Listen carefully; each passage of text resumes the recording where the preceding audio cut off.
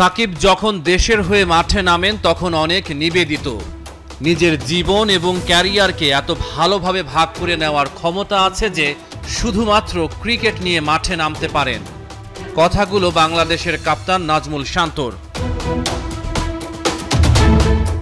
বল হাতে সময়টা খুব ভালো যাচ্ছিল না, অনেকটাই ধারহীন ছিলেন মহাতারকা।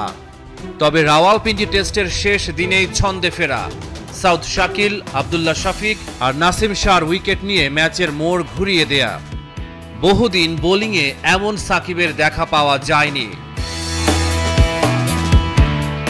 রাওয়ালপিন্ডি টেস্টের শেষ দিনে বোলিং অ্যাকশন কিছুটা স্লো করে দেন তিনি। বল রিলিজ পয়েন্টে সাকিব আঙ্গুলের ব্যবহারের চেষ্টা করেন আর কিছুক্ষণের মধ্যেই পাকিস্তানের ব্যাটিংয়ের মেরুদণ্ড ভেঙে দেন।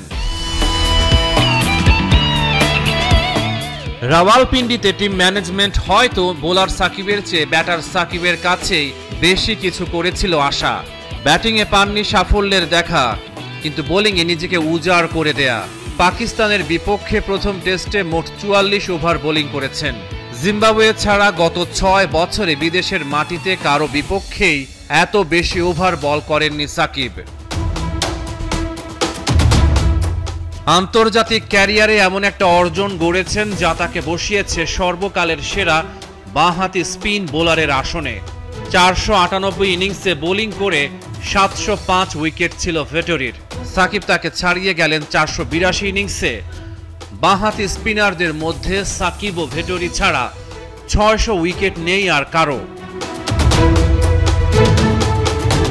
পেস স্পিন মিলিয়ে বাঁহাতি বোলারদের মধ্যে সাকিব আছেন এখন 3-এ। 916 উইকেট নিয়ে ওয়াসিম আকরাম সবার ধরা ছোঁয়ার বাইরে।